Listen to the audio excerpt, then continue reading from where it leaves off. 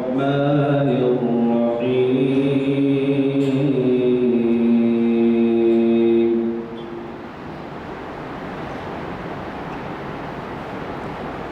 لا يكلف الله نفسا إلا وسعها لها ما كسبت وعليها ما اكتسبت ربنا لا تؤاخذنا إن نسينا أو أخطأنا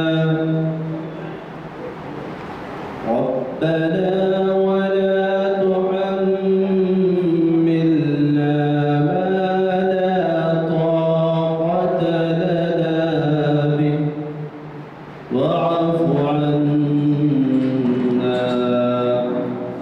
واغفر لنا وارحمنا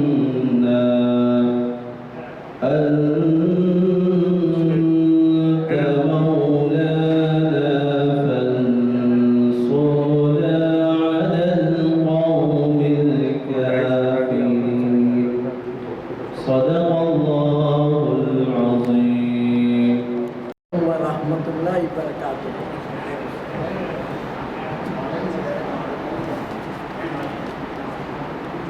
آج 21 اکتوبر مطابق 5 ربیع الثانی ہفتے کا روز ہے بعد عصر اور اس کو مخاطب کرنے والے ہیں ڈاکٹر سید اسلام الدین مجاہد صاحب، اور عنوان تو آج کل کے حساب سے بہت موضوع ہے، فلسطین ماضی، حال اور مستقبل۔ بہت ہی جو ہے عمدہ عنوان ہے، ماشاءاللہ اچھا جو ہے منتخب کیے ہیں۔ اور ڈاکٹر اسلام الدین مجاہد صاحب بھی کوئی نئے نہیں ہیں، مقرر ان کے کافی تقاریر ہم سن چکے ہیں، الحمدللہ بہت ہی معلوماتی اور بہت اچھے رہتے ہیں، بہت اچھے مقرر ہیں۔ ان کے اخبار میں بیانات بھی آتے رہتے ہیں ہفتہ واری ایڈیشن میں، ماشاءاللہ بہت بولتے، اور اتنی محنت سے کیسا لیکچر بناتے ہوں گے یہ لوگ، سوچے تو بعض وقت بڑا یہ ہوتا ہے۔ الحمدللہ اللہ آپ لوگوں کی عمر دراز کرے، آپ کے علم میں ترقی اور برکت دے۔ میں ادباً ڈاکٹر اسلام الدین مجاہد صاحب سے درخواست کرتا ہوں کہ وہ ڈائز پر آئیں اور ہمیں مخاطب فرمائیں۔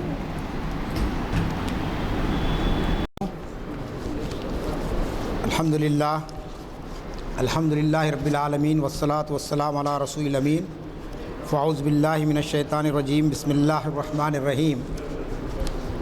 یریدون لیطفئوا نور اللہ بافواہہم واللہ متم نورہ ولو کرہ الکافرون، صدق اللہ العظیم۔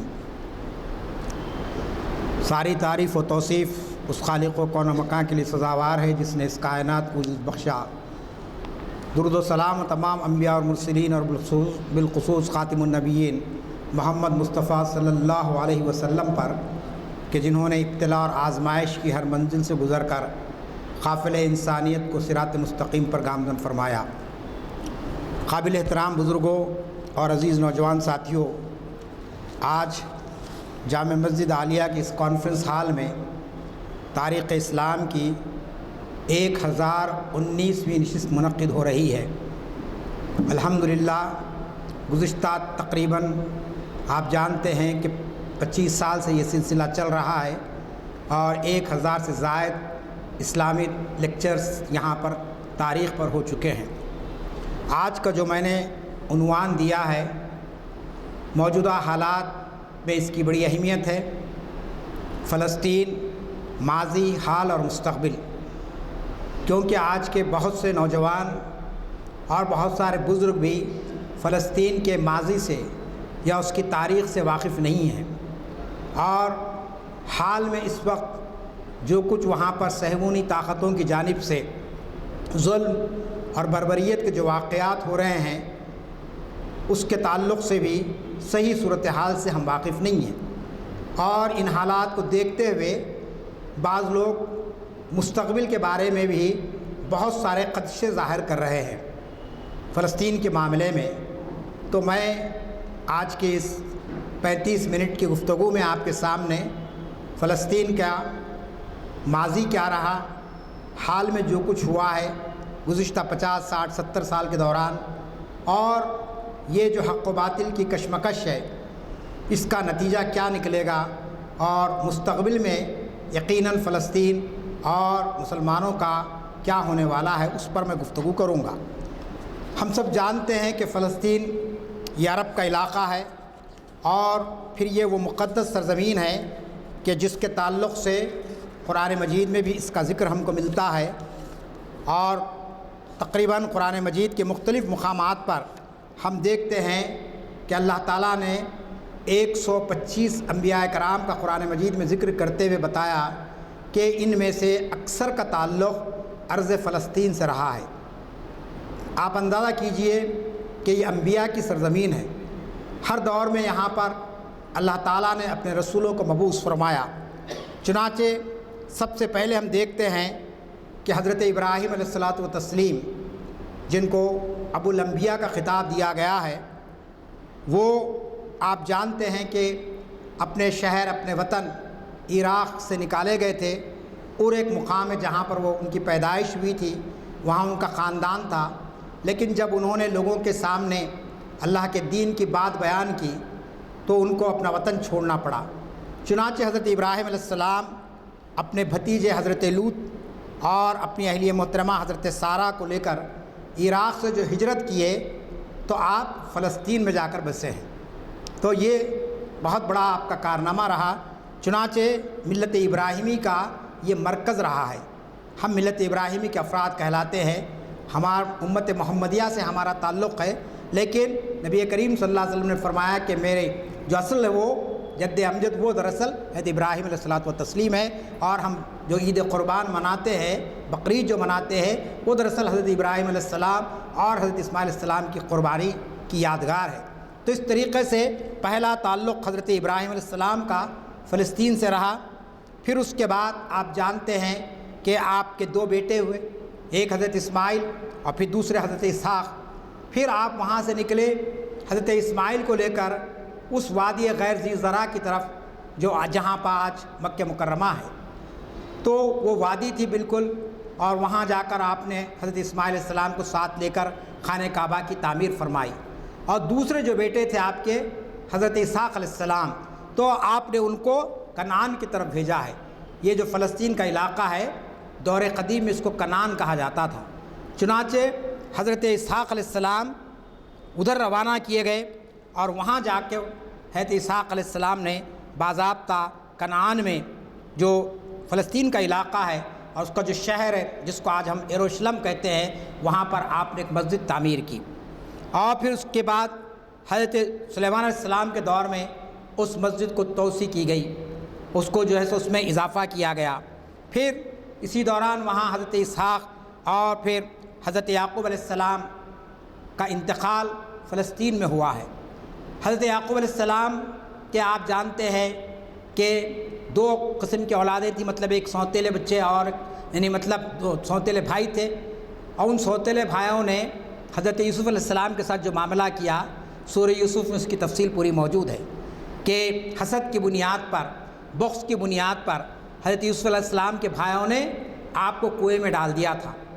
ये कहकर लेके निकले थे बाप से कि हम अपने भाई को ले जाएंगे, तफरीक़ के लिए ले जा रहे हैं, लेकिन बाद में उन्होंने हसद की वजह से उनको कुएँ में डाल दिया।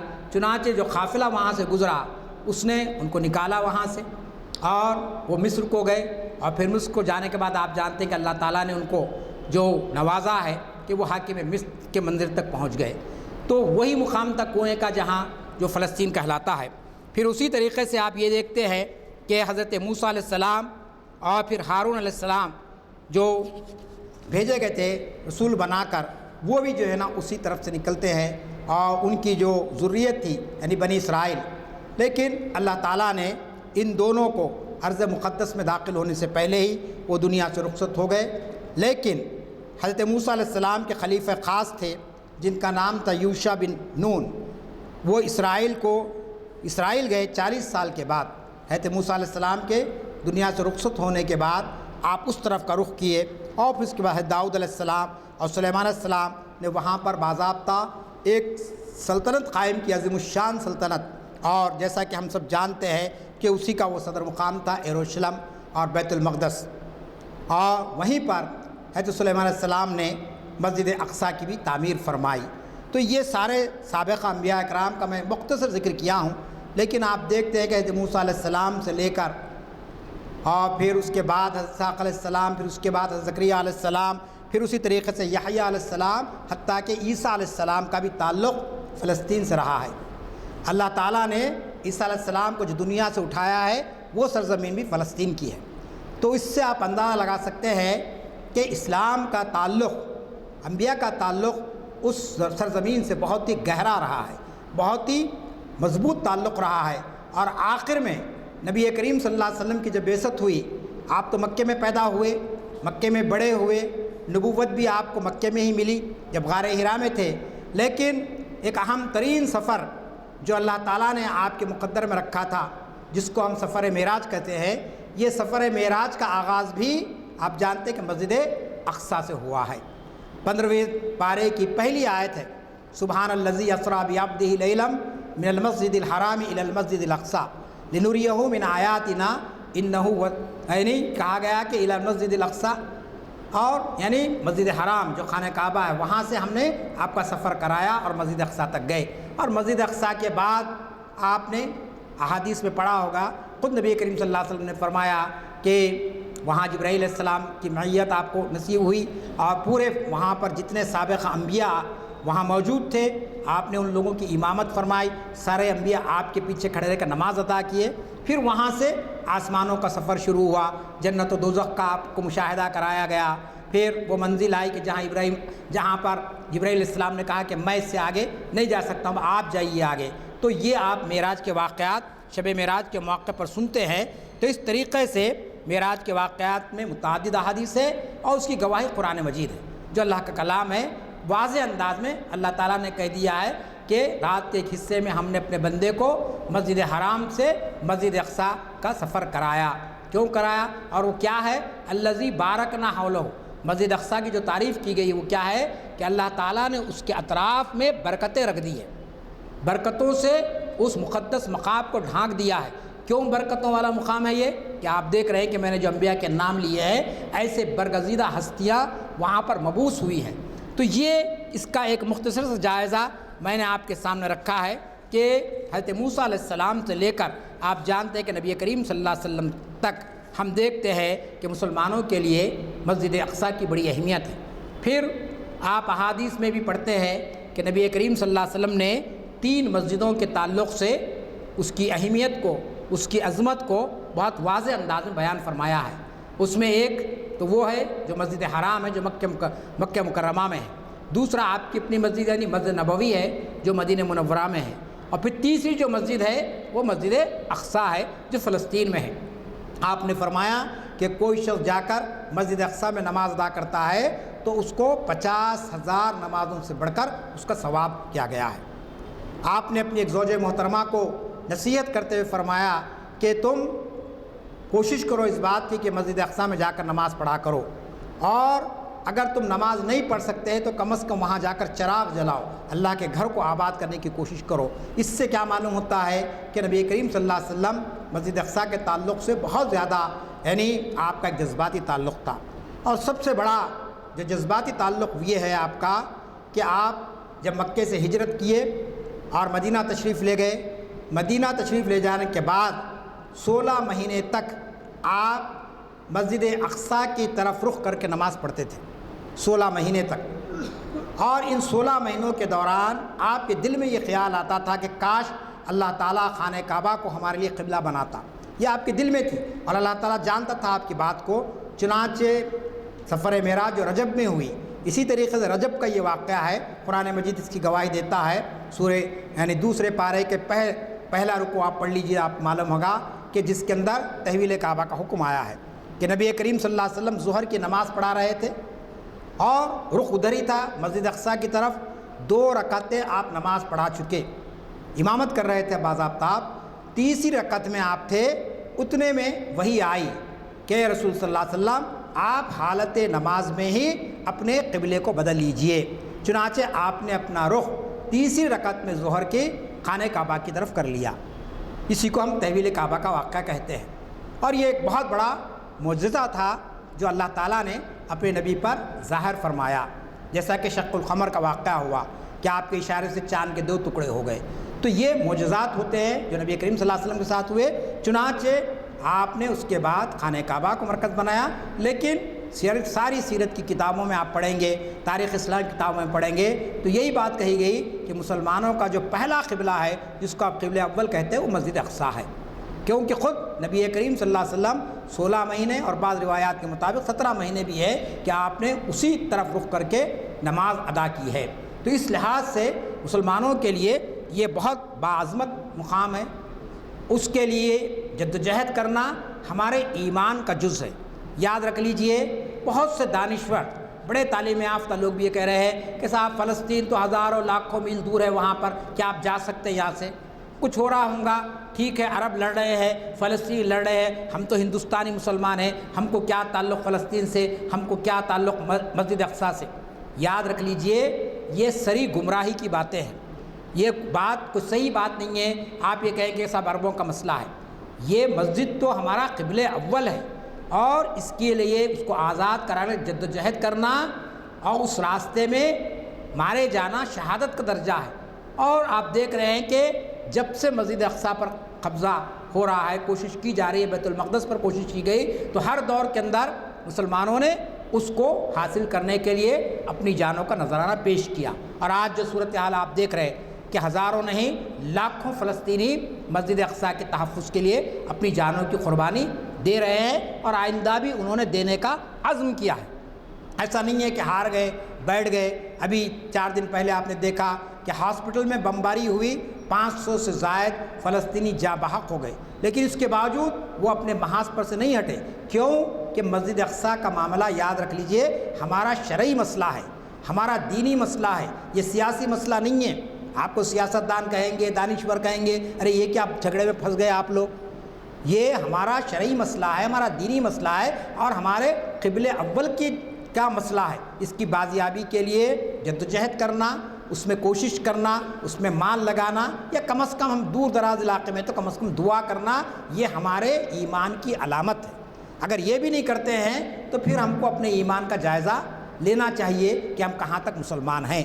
کہ قبلہ اول پر باطل طاقتوں کا قبضہ ہو جائے اور اللہ کی کبریائی کے بجائے وہاں پر کوئی اور عبادت کے طریقے ایجاد کر لیے جائے، تو لازمی چیز ہے کہ وہ کوئی مسلمان اس کو برداشت نہیں کر سکتا ہے۔ چنانچہ آپ جانتے ہیں کہ یہ بیت المقدس کا علاقہ ہمیشہ وہاں پر حق و باطل کے درمیان میں کشمکش ہوتی رہی، اور سب سے پہلے خلیفہ دوم حضرت عمر رضی اللہ تعالیٰ عنہ نے اس کو فتح کیا۔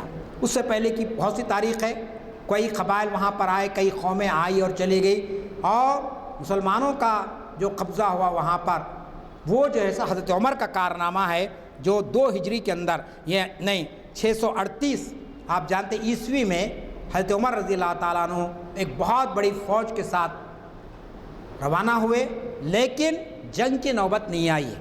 یہ بات ذہن میں رکھ لیجئے، کوئی جنگ کی نوبت نہیں آئی، بلکہ باضابطہ معاہدہ ہوا، اور اس معاہدے کی بنیاد پر آپ نے کہا کہ یہ ہمارا قبلہ اول ہے، یہ انبیاء کی سرزمین ہے، آپ رہ سکتے ہیں یہاں پر، لیکن یہ حصہ بہرحال ہماری عبادت کے لیے رہے گا۔ لیکن بعد میں سازشیں ہوئی، اور پھر وہاں پر دوسری قومیں وہاں پر قبضے پہ آ گئی، پھر چلتے رہا مسئلہ، اور بہت زمانے تک یہ کشمکش چلتی رہی۔ اس کے بعد 691 عیسوی میں آپ جانتے ہیں خلیفہ عبد الملک بن مروان نے وہاں پر باضابطہ ایک قبۃ الصخرہ، جو آپ یہ گنبد دیکھتے ہیں، اصل میں اب آج کل سوشل میڈیا آ گیا ہے، سب کو معلوم ہو رہا ہے کہ وہ مسجد اقصیٰ نہیں ہے، وہ جو گنبد آپ کو دکھتی ہے اصل اس کے اندر ہے مسجد اقصیٰ۔ تو یہ جو گنبد بنائی تھی، یہ بنانے والے جو خلیفہ تھے عبد الملک بن مروان، انہوں نے اس کو توسیع دی، اس کو ایک خوشنما انداز میں اس کو بنایا۔ دوسرا جو معرکہ ہوا حضرت عمر رضی اللہ تعالیٰ عنہ کے بعد، وہ معرکہ ہوتا ہے 1187 میں۔ سلطان صلاح الدین ایوبی، یہ وہ مرد مجاہد تھا جس نے اس دور کی جو سپر پاور طاقتیں تھیں، بہت طاقتور ہو گئے تھے یہودی اس وقت، صلیبی جنگیں چل رہی تھی، کروسیڈز، اور اس کے اندر آپ دیکھتے ہیں کہ سلطان صلاح الدین ایوبی نے بیت المقدس پر زبردست طریقے سے فوج کشی کی، اور صلیبیوں کو شکست فاش ہوئی اور پھر ایک مرتبہ وہاں مسلمانوں کا قبضہ ہو گیا۔ لیکن سلطان صلاح الدین ایوبی کے دنیا سے جانے کے بعد پھر انہوں نے کوشش کی، لیکن وہ کوششوں میں کچھ حد تک کامیاب ہوئے، کچھ حد تک ناکام ہوئے، اور پھر مسلمانوں کا جو ایک دبدبہ تھا، آپ جانتے ہیں کہ ترکی میں خلافت عثمانیہ، وہ خلافت عثمانیہ کی چولیں جب ڈھیلی ہونے لگی اور وہاں پر مسلمان آپس میں ٹکرانے لگے، جس کے نتیجے میں آپ دیکھتے ہیں کہ سلطنت عثمانیہ کا خاتمہ ہو گیا۔ خاتمہ ہونے سے پہلے آپ جانتے ہیں کہ وہاں جو سلطان تھا اس کا نام ہے سلطان عبدالحمید، اور سلطان عبدالحمید کا بڑا گہرا تعلق ہے حیدرآباد سے بھی۔ کیوں کہ سلطان کی 2 بیٹیاں انہوں نے یہاں کے جو بادشاہ تھے نواب میر عثمان علی خان، ان کے نکاح میں دی ہے، دونوں بیٹیوں کو اپنے یہاں پر۔ تو یہ ان کا ایک تعلق ہے، میں سرسری طور پر کہاں وہ تفصیل میں نہیں جا رہا ہوں، لیکن چونکہ وہ خلافت عثمانیہ مسلمانوں کی نشانی تھی، ایک دنیا کے نقشے پر ایک مسلم حکومت وہاں پر قائم ہوئی تھی، لیکن بیرونی سازشیں ہوئی، اندرونی سازشیں ہوئی، اور دیکھتے ہیں ہم کہ پہلی جنگ عظیم فرسٹ ورلڈ وار شروع ہو گئی 1914 میں۔ 1914 میں جب پہلی ورلڈ وار ہو گئی تو اس وقت سلطان عبدالحمید کو برطانیہ کے حکمرانوں نے کہا کہ سلطان آپ کی حکومت میں اب کچھ باقی نہیں رہا ہے، پورا خزانہ ختم ہو گیا تھا، کوئی نظم و ضبط باقی نہیں رہا، اور سلطان کو انہوں نے کہا تھا کہ آپ فلسطین کے حصے کو ہمارے حوالے کر دیجئے، ہم جو ہے نا آپ کے قرضوں کو معاف کر دیں گے۔ لیکن دیکھیے کہ 1917 کی بات ہے یہ کہ سلطان کی حکومت ختم ہو رہی تھی، اس کا خزانہ ختم ہو رہا تھا، لیکن سلطان عبدالحمید نے جو تاریخی جملہ کہا وہ بہت ہی غیر معمولی ہے۔ سلطان عبدالحمید نے کہا برطانوی حکمرانوں سے کہ جب تک کہ میں زندہ ہوں فلسطین کی 1 انچ پر تمہارا قبضہ نہیں ہو سکتا ہے۔ کیوں؟ یہ کہ ہمارا بیت المقدس ہے، ہمارا قبلہ اول ہے، اور میں ایسا کوئی ایگریمنٹ، کوئی ایسا سمجھوتا تمہارے ساتھ نہیں کروں گا کہ جس کے نتیجے میں اس مقدس سرزمین پر تمہارے پنجے گاڑے جائیں۔ چنانچہ آپ جانتے ہیں کہ سلطان عبدالحمید کے اس جواب نے اس دور کی سپر پاور طاقتوں کو بڑے تعجب میں ڈال دیا کہ اس کی حکومت ختم ہو رہی ہے، خزانہ ختم ہو گیا ہے، کوئی چیز باقی نہیں رہی ہے، ایسے وقت بھی یہ شخص کا ایمان اتنا ہے۔ چنانچہ سازشیں ہوئی، اور ان سازشوں کے اندر ایک معاہدہ ہوا جس کو بیلفور ڈکلیریشن ہم کہتے ہیں، اردو میں کہتے ہیں اس کو اعلان بیلفور۔ یہ ایک ڈکلیریشن تھا، یہ ایک ایگریمنٹ تھا۔ بیلفورڈ آدمی کا نام ہے جو فارن منسٹر تھا برطانیہ کا، تو اس نے یہودیوں کو کے ساتھ معاہدہ کیا اندرونی طور پر۔ عربوں کو کہا گیا کہ ہم آپ کے ساتھ ہیں، اور ادھر یہودیوں کو کہا گیا کہ یہ ایگریمنٹ ہم کر چکے ہیں، اب آپ بے فکر رہیے۔ اس ایگریمنٹ میں کیا تھا؟ اس ڈکلیریشن آف بیلفورڈ میں یہ تھا کہ فلسطین میں ہم اسرائیلی مملکت کو قائم کریں گے، اسرائیل اسٹیٹ ول بی اسٹیبلشڈ، وہاں باضابطہ ایک اسٹیٹ کو ہم قائم کریں گے، یہ بات اس ڈکلیریشن میں لکھ دی گئی تھی۔ چنانچہ 1917 سے یہ سازشیں ہوتی رہی، اور اس اعلان کے ذریعے جو میں نے آپ کے سامنے کہا اعلان بیلفور، جس کا ذکر جو 1917 میں ہوتا ہے، اور اس کے اندر جو بات بیان کی گئی تھی وہ یہی تھی کہ اس علاقے پر ان کو قائم کیا جائے۔ اب آپ جانتے ہیں کہ معاملہ چلتا رہا، اور 1948 کو 14 مئی 1948 کو ہمارا ملک آزاد ہوا، 15 اگست 1947 کو، یہ تاریخیں آپ یاد رکھیے کہ 1 سال کے اندر 48 میں ایک ایسی اسٹیٹ کو قائم کر دیا گیا جس کا کوئی وجود ہی نہیں تھا۔ ہندوستان تو انگریزوں سے لڑا 200 سال، ملک تھا یہ ہزاروں سال سے ہندوستان، تو اور بہت بڑا ملک تھا ہندوستان، آج کا پاکستان، بنگلہ دیش، سری لنکا، یہ سب ہندوستان میں شامل تھے، تو یہ تو تھا ہندوستان، لیکن اسرائیل نام کی کوئی مملکت نہیں تھی۔ لیکن 1917 میں جو بیلفور ڈکلیریشن ہوا، اس کی بنیاد پر 1948 میں فلسطینیوں کی سرزمین پر ایک غیر قانونی، ایک ناجائز مملکت کو بنام اسرائیل کے قائم کر دیا گیا۔ اب آپ بتائیے کتنا بڑا ظلم ہے، بھائی ہندوستان اتنا بڑا ملک ہے، کوئی ملک آ جائے اور کہے کہ صاحب یو پی کا علاقہ ہے، یہاں ہم ایک آزاد ملک کو قائم کر دے رہے، تو کیا آپ برداشت کرتے اس کو؟ پوری فوج کو لگائے تھے، پوری ہندوستان کی عوام نکل جاتی کہ آپ ہماری ٹیریٹوری میں کیسا قبضہ کر رہے ہیں۔ لیکن یہ دھاندلی ہوئی، ایک مورخ نے لکھا ہے کہ عربوں کے قلب میں ان لوگوں نے برطانوی حکومت نے خنجر کھونپ دیا ہے، اور وہی خنجر کا خون اب رس رہا ہے۔ یہ جو کچھ آپ دیکھ رہے ہیں واقعات، اس کی جڑیں کہاں سے آ رہی ہے؟ 1917 سے، جو اندرونی معاہدہ انہوں نے کیا تھا لا کر بسانے کا، بسائے نہیں تھے وہ، اور 48 میں انہوں نے لا کر بسا دیا۔ اور کیسی قوم کو بسایا کہ یہ قوم اتنی یہ تھی کہ 13 صدیوں تک، 13 سینچریز تک یہ دنیا میں گھومتی رہی، یورپ میں، امریکہ میں، آسٹریلیا میں، فلاں، کوئی ملک ان کو رکھنے کے لیے تیار نہیں تھا، کوئی ملک رکھنے تیار نہیں تھا۔ 13 صدیوں تک در بھدر بھٹکتے رہے۔ اب کتنے ان کے لوگ ختم ہو گئے سوچیے آپ، کوئی ان کو رکھنے کے لیے تیار نہیں تھا، لیکن ایسی ظالم قوم کو لا کر برطانیہ نے وہاں پر لا کر بسا دیا۔ اب جب بسا دیے، عربوں کا جو آج حال ہے اس وقت اتنا برا حال نہیں تھا، پھر بھی کوشش ہوئی۔ شاہ فیصل تھے سعودی عرب کے فرما روا، بعد میں بنے وہ، اور دوسرے ممالک میں بھی لوگ آئے، لیکن کوئی ریزسٹنس جو کچھ ہوا، مزاحمت جو کچھ ہوئی، اسرائیل کا وجود وہاں سے ختم نہیں ہو سکا۔ چنانچہ معاہدے ہوئے، میں تفصیلات میں نہیں جا رہا ہوں، کہ عربوں کو مطمئن کیا گیا، مصر نے معاہدہ کیا، کیمپ ڈیوڈ نام کا معاہدہ اسرائیل سے، اوسلو ایگریمنٹ ہوا، وہ سارے ایگریمنٹ کے ذریعے کہا گیا کہ ٹھیک ہے یہ فلسطین رہے گا، یہ اسرائیل رہے گا، یہ بیچ میں سرحد رہے گی۔ اس طریقے سے بندرباٹ ہوئی، جبکہ پورا 100% علاقہ فلسطین کا تھا۔ وہ آپ نقشے میں دیکھیے 1948 سے پہلے کا، تو 1948 میں آپ دیکھیں کہ جو بتا رہا ہے اس میں میپ میں وہ پورا فلسطین ہے، لیکن 1948 کے بعد تقسیم ہو گئی، اور تقسیم اس برے انداز میں ہوئی کہ 70% علاقہ اسرائیل کو دے دیا گیا اور 30% علاقہ فلسطین کو دیا گیا۔ اس 30% کو بھی آپ جانتے ہیں بعد میں جو جنگیں ہوئی، آپ کتابوں میں پڑھیں گے تو معلوم ہوگا، 1961 میں وار ہوئی۔ اس 1961 کے وار میں آپ دیکھتے ہیں کہ گولن ہائٹس جو پہاڑی علاقے تھے وہاں کے، جو فلسطینیوں کے پاس تھے، اس پر بھی یہ اسرائیل نے قبضہ کر لیا، اور بہت سے دیگر علاقوں پر بھی قبضہ کر لیا۔ اب جو صورتحال ہے وہ اتنی بھیانک صورتحال ہے کہ آپ جانتے ہیں کہ غازہ، آپ اخباروں میں پڑھیں، ٹی وی پہ دیکھیں، غازہ ایک علاقہ ہے، کتنا ہے وہ؟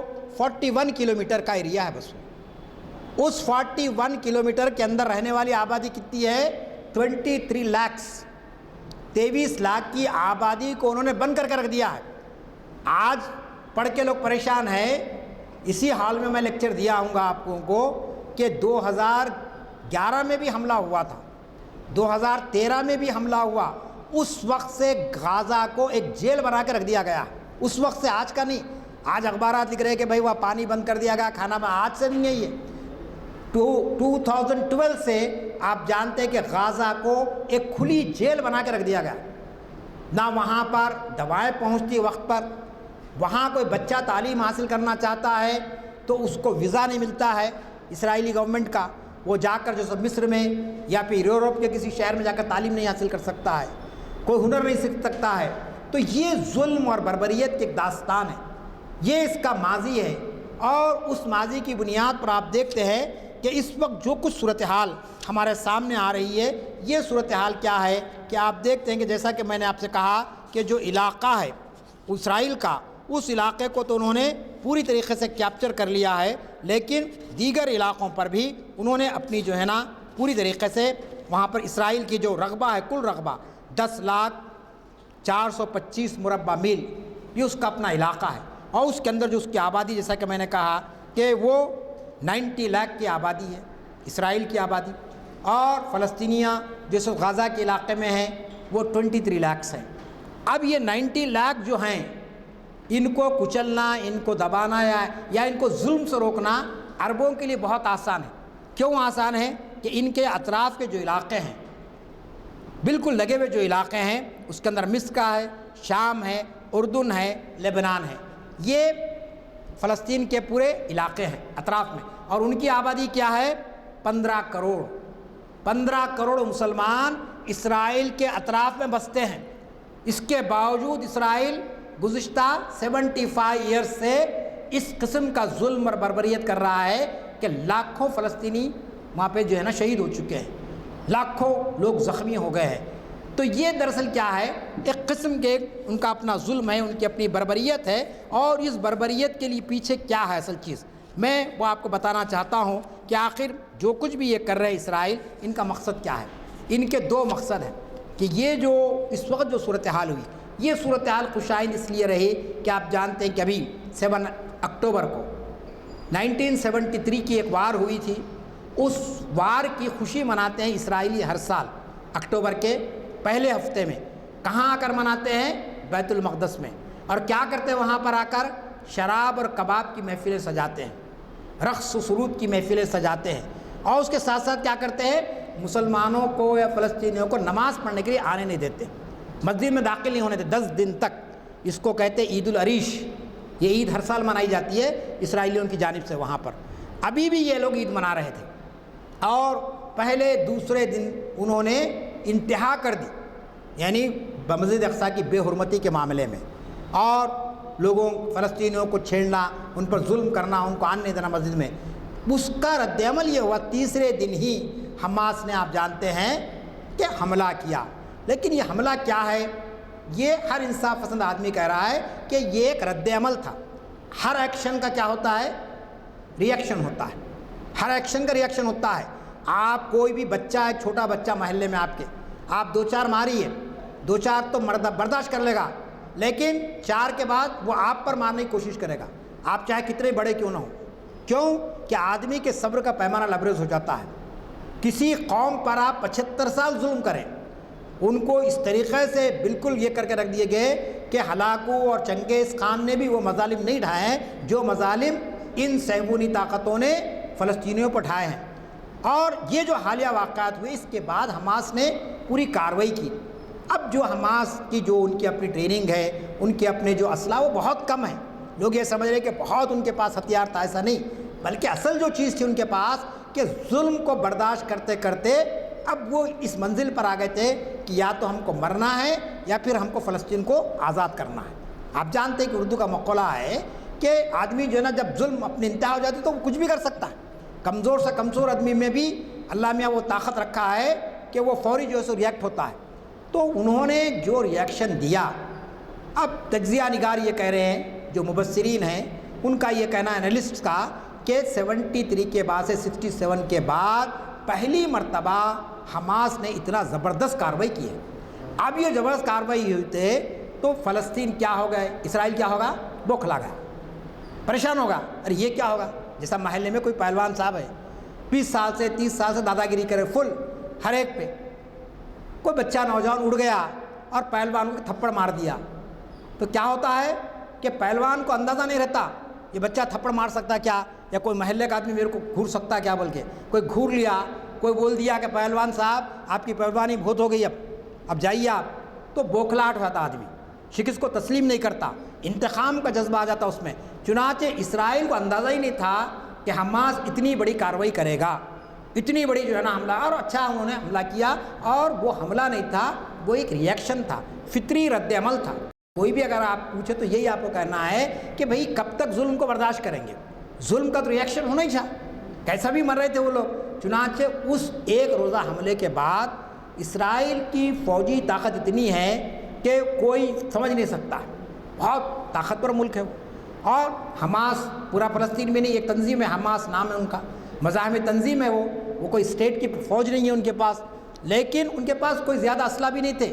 تو اسرائیل کو سب سے بڑا جو نفسیاتی خوف آ گیا اس کو کہ یہ لوگ جن پر ہم جا کے حملہ کر رہے تھے، ان کو مسجد میں نہیں آنے، مسجد اقصیٰ کے، ان میں کیسی ہمت آ گئی کہ یہ ہم پر حملہ کریں۔ اب اس بوکھلاہٹ کے نتیجے میں آپ دیکھ رہے ہیں کہ 10 اکتوبر سے وہ کس قسم سے بمباری کر رہا ہے۔ فاسفورس جو انتہائی خطرناک مادہ ہوتا ہے، جس کے تعلق سے سائنسدان کہتے ہیں کہ وہ اگر فاسفورس آکسیجن سے مل جائے، تھوڑی سی ہوا لگ جائے اس کو، تو وہ پوری آبادی تہس نہس ہو جاتی۔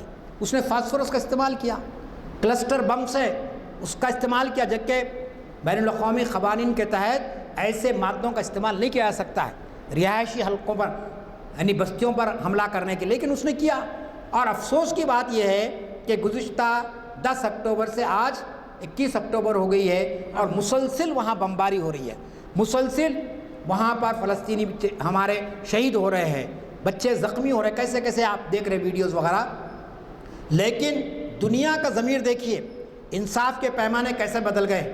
افسوس کی بات ہے، صدمے کی بات ہے کہ ہمارا ہندوستان جیسا عظیم ملک کا وزیر اعظم حملے کے فوری بعد کہتا ہے کہ ہم اسرائیل کے ساتھ ہیں. آپ نے اخبارات میں پڑھا ہوگا. تو یہ کہ آپ مظلوموں کا ساتھ دیجئے. ہندوستان کی تاریخ اس پر گواہ ہے. ہندوستان کی ہزاروں سال تاریخ یہ بتاتی ہے کہ ہم کبھی ظالم کے ساتھ نہیں رہے, ہم ہمیشہ مظلوم کے ساتھ رہے. اور پھر فلسطینیوں کی مظلومیت کو مسلمان تنظیم نہیں, مسلمانوں کے مولانا نہیں, ہندوستان کے بابا قوم نے تسلیم کیا. گاندھی جی کے بہت مشہور الفاظ ہیں. مہاتما گاندھی نے لکھا, باضابطہ کہا کہ جیسا فرانس فرانسیسیوں کا ہے, برطانیہ برطانوی قوم کا ہے, جرمنی جرمنیوں کا ہے, اسی طریقے سے فلسطین فلسطینیوں کا ہے. یہ ان کی تحریر موجود ہے, آج کل آن ریکارڈ ہے. اور انہوں نے کہا کہ ہم فلسطین کے ساتھ کھڑے رہیں گے. تو آپ جانتے ہیں کہ یہ ہماری پالیسی حکومت کی. ہم بہرحال ان سے مطالبہ بھی کرتے ہیں, خواہش بھی کرتے ہیں کہ ایک جمہوری ملک ہے, اس جمہوری ملک کی اکثریت انصاف پسند ہے, وہ مظلوم کا ساتھ دینا چاہتی ہے. میں مسلمانوں کی بات نہیں کر رہا ہوں. ابھی مسجد میں تھا, لیٹ کیوں آیا؟ اس لیے کہ ہمارے غیر مسلم بھائی بھی رکھ رہے ایک پروگرام فلسطین کا. انہوں نے ٹائم لیا, کہا کہ بھیا آپ بھی آئیے اس کے اندر. تو غیر مسلم بھی ہمارے ساتھ اس معاملے میں ہیں. یہ صرف مسلمانوں کا مسئلہ نہیں, انصاف کا مسئلہ ہے, ظلم کے خلاف اٹھنے کا مسئلہ ہے. چنانچہ ہمارے وزیر اعظم نے بہرحال بات کر دی, لیکن خود ان کی پارٹی کے وزیر اعظم گزرے ہیں, اٹل بہاری واجپئی, ان کی تقریر آن ریکارڈ موجود ہے. انہوں نے خود کہا کہ عرب کا جو علاقہ ہے وہ, اور فلسطین کا جو علاقہ فلسطینیوں کا ہے. اور آگے بڑھ کر انہوں نے جملہ کا میں نے سنا, باضابطہ ریکارڈ پہ موجود ہے, وہ سوشل میڈیا میں آ رہا. انہوں نے کہا ہے کہ اسرائیل کو فلسطین خالی کر دینا چاہیے. یہ الفاظ ہیں ان کے, باضابطہ وزیر اعظم تھے وہ, ان کے پارٹی کے لیڈر ہیں, بہت بڑے لیڈر ہیں. تو آپ جانتے ہیں کہ آپ ظلم کے خلاف نہیں آ رہے, آپ مظلوموں کا ساتھ نہیں رہے. انہوں ایک ہی نہیں, امریکہ اتنی بڑی طاقت ہے. آپ جانتے ہیں کہ اس حملے کے دوران میں ہمارے امریکہ کے صدر دورہ کیے ہیں, اور جاتے دونوں فریقوں سے ملتے تو بڑی خوشی کی بات ہوتی, امن کی بات کرتے تو بڑی خوشی کی بات ہوتی. لیکن انہوں نے بھی جا کر اسرائیل کی تائید کا اعلان کر دیا. برطانیہ کے وزیر اعظم گئے, انہوں نے بھی کہہ دیا کہ ہم بھی اسرائیل کی تائید میں آتے ہیں. تو یہ دراصل آپ معلوم ہونا چاہیے کہ یہ انصاف کے خلاف بات ہے. یہ ظلم کی تائید کرنا انسانیت کی توہین ہے. اس لحاظ سے دنیا کے امن پسند انسانوں کو اسرائیل کی مخالفت کرنی چاہیے, اس کو اس کے ظلم سے روکنا چاہیے, اور فلسطینیوں کی تائید کرنی چاہیے. آخری بات میں اپنی گفتگو ختم کرنے سے پہلے کہنا چاہتا ہوں کہ جیسا کہ میں نے کہا آپ سے کہ بعض لوگ بہت مایوس ہیں, بہت پریشان ہیں کہ صاحب کیا ہوگا. دیکھیے, جب بھی ظلم بڑھتا ہے اور ظلم اپنی انتہا پر آ جاتا ہے, لیکن ایک دن آتا ہے کہ ظلم کا خاتمہ ہو جاتا ہے, اور یہ ظلم ختم ہو جائے گا ایک نہ ایک دن. کیوں؟ آپ جانتے ہیں کہ نبی کریم صلی اللہ علیہ وسلم کی حدیث ہے, متفق علیہ حدیث ہے. آپ جانتے ہیں, آپ نے فرمایا میری امت کا ایک گروہ ہمیشہ حق پر رہے گا اور قیامت تک غالب رہے گا, اس کے دشمن اسے کچھ نقصان نہ پہنچا سکیں گے. پوچھا گیا یا رسول اللہ وہ کہاں ہوں گے؟ فرمایا بیت المقدس اور بیت المقدس کے آس پاس ہوں گے. اب آپ بتائیے کتنی کھلی پیشین گوئی ہے یہ, کہ آپ صلی اللہ علیہ وسلم نے فرمایا ایک گروہ ایسا ہوگا جو حق پر ہوگا, اور ظالم طاقتیں اس کو مٹانے کی کوشش کریں گی لیکن مٹا نہیں سکیں گی, اور اللہ ان کو کامیابی عطا کرے گا. تو اللہ تعالیٰ سے دعا ہے کہ اللہ تعالیٰ اس وقت جو کچھ فلسطین میں ہو رہا ہے, اللہ تعالیٰ ظالموں کو ان کے کیفر کردار تک پہنچا دے, اور ان کو نیست و نابود فرما دے, اور اہل حق کی مدد فرمائے, بیت المقدس کو ان ظالم طاقتوں سے آزاد کرائے, اور پھر فلسطینی جو بے شمار ہزاروں لاکھوں تعداد میں اپنی جانوں کو قربان کر رہے, اے اللہ ان کے خون کو رائے گا مت فرما, اس کے ذریعے سے اسلام کی نشت ثانیہ فرما. اور یہ شعر میں پڑھوں گا کہ نور خدا ہے کفر کی حرکت پہ خندزن, پھونکوں سے یہ چراغ بجھایا نہ جائے گا. وآخر الدعوانا ان الحمدللہ رب العالمین.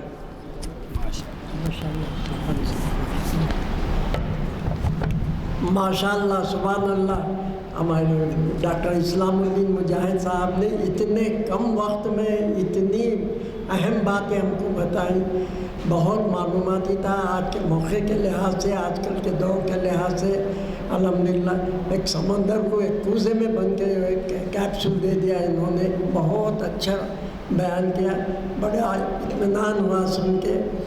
اللہ تعالیٰ ان کی عمر دراز کرے، ان کے علم میں ترقی عطا فرمائے، صحت و عافیت سے رکھے، اور ہمیں موقع دے کہ ان کے اور آئندہ لیکچر سننے کے ہم کو موقع ملے۔ الحمدللہ وقت بہت قریب ہے، اس لیے دعا کرتا ہوں۔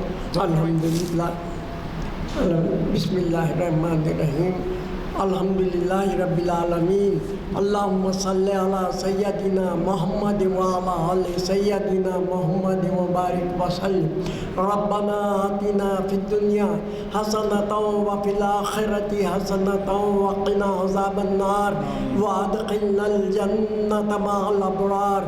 یا عزیز یا غفار یا رب العالمین، رب اغفر وارحم وانت خیر الراحمین، اللہم ارحمہما کما ربیانی صغیرا، رب اغفر لی رب اغفر لی رب اغفر لی۔ یا الہ العالمین، یا رحم الراحمین، فلسطین کے بربریت سے تمام لوگوں کو بچا لے۔ اے اللہ سارے عالم میں اسلام کا بول بالا کر دے۔